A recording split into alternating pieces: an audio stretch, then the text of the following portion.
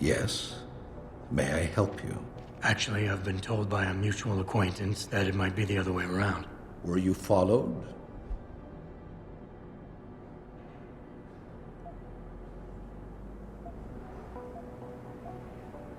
I'm a professional. I know how things work. So if we can just skip Cloak and Dagger 101. Well, you certainly look the part. Now let's see how well you can play it. So what is it you need? Straight to business, a rare quality these days. Tell me, are you familiar with local gangs? More than enough to get by. Perfect. Now I warn you, this is not the cleanest of work, but your efforts will be well compensated. An associate of mine will leave a package for you in an alley on Grand River Road.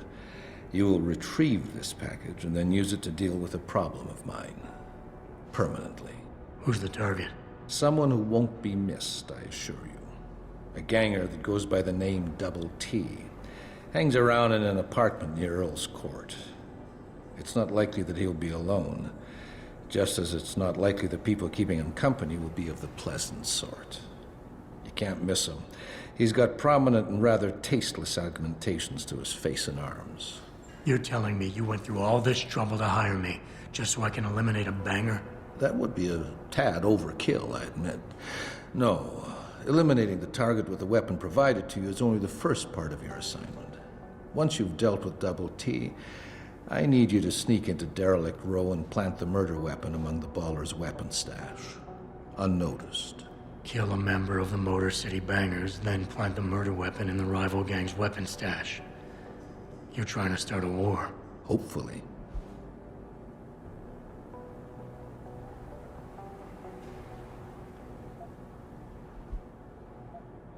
I don't understand what you're getting out of this.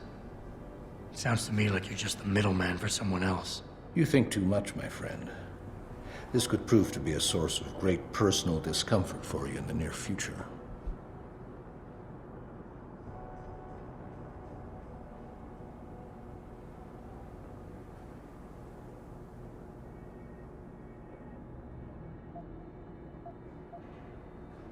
So what's the plan? You make a call and rat one of the bangers out? Then the DRBs retaliate and so on and so forth until they wipe themselves out? Pretty much. What about innocent casualties? These thugs aren't exactly expert marksmen, and it's pretty hard to aim from the window of a moving car. What could be worth such a risk? I won't discuss my motives with you. I hired you to do a job. Just do it. You don't sound like a cop. You, on the other hand, are starting to sound exactly like one. I strongly suggest you simply get on with the program.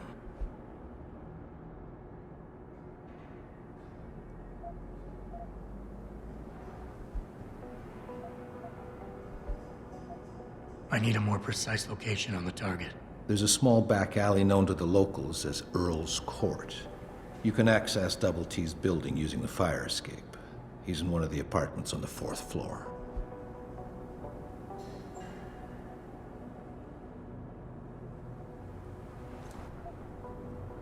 So what is it I'm picking up and where is it exactly?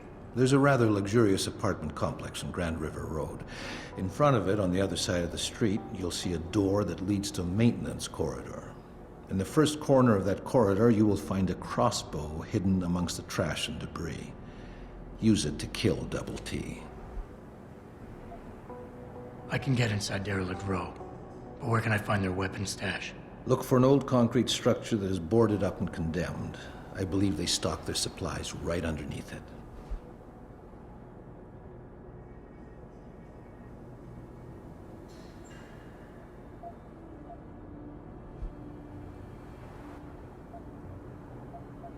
I guess that's it for now.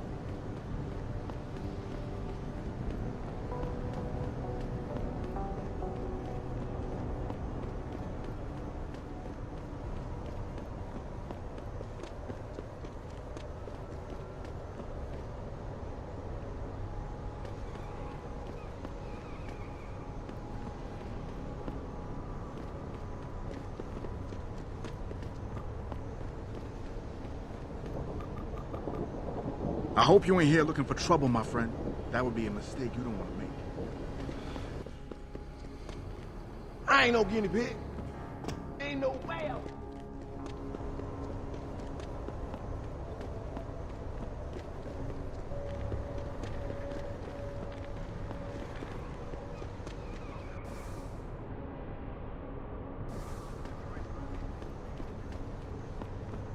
I love Detroit. There's no place like it.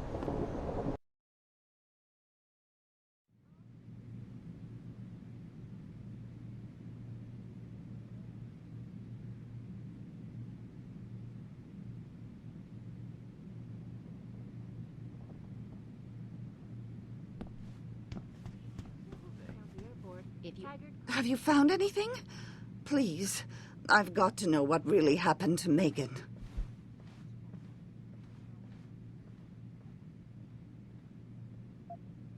I've investigated all of Detective Chase's leads. You were right. Something was off with Megan's case. So, what did you find?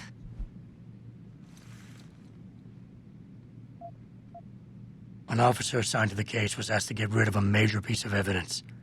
Footage from one of our intellicams showed fuzzy images of the attackers bringing something inside the labs. What? What were they bringing in? I don't know. But for someone higher up to want that evidence gone, it must have been important. I got my hand on a test report that confirms what was bothering Chase. The attackers used excessive measures to make bodies and equipment unidentifiable. Oh my God, Megan. What do you make of this, Adam? I don't know exactly. I guess the idea was to leave no traces, no DNA evidence that would link back to them. But it just seems a bit too convenient. There were only 3 people who got out of the labs alive. Me and 2 others. One died in the hospital a few days later. The second one, a lab tech, was ready to give a detailed description of what he saw. Funny thing is, by the time the investigators got to him, he couldn't remember a thing. You sound like you don't believe that. I don't. Not from the reports I've read. I think someone got to him first.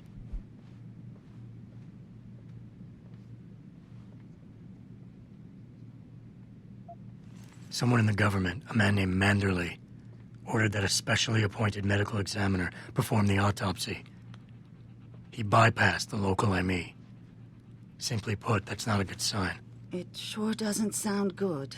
So what you're telling me is we couldn't find anything conclusive? No, I'm sorry. But one thing's for sure. Somebody's been hard at work covering up and destroying evidence related to this case. Somebody with power, who wanted to erase anything that might have made the investigation linger. I'm sorry, Cassandra. I wish I had more tangible answers to give you. It's all right, Adam. I'm sure you did all you could. At least now I know my instincts were right. And, do you know exactly how Megan died?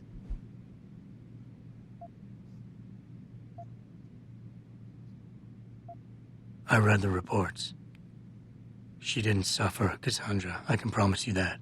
Thank you, Adam. It's not much, but it still brings me some comfort. I miss her so much.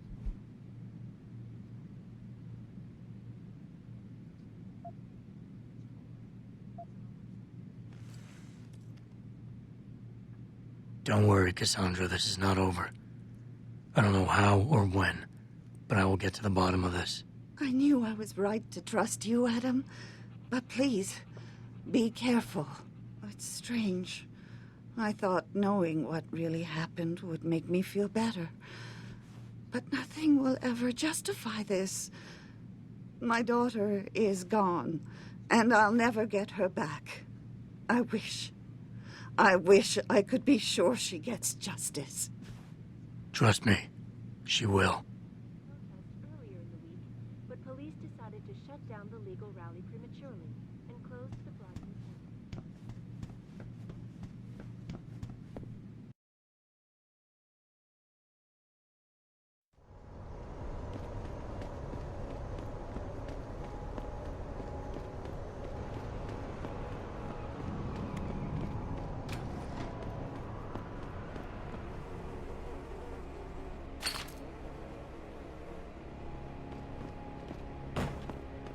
You don't want to get no closer, Og.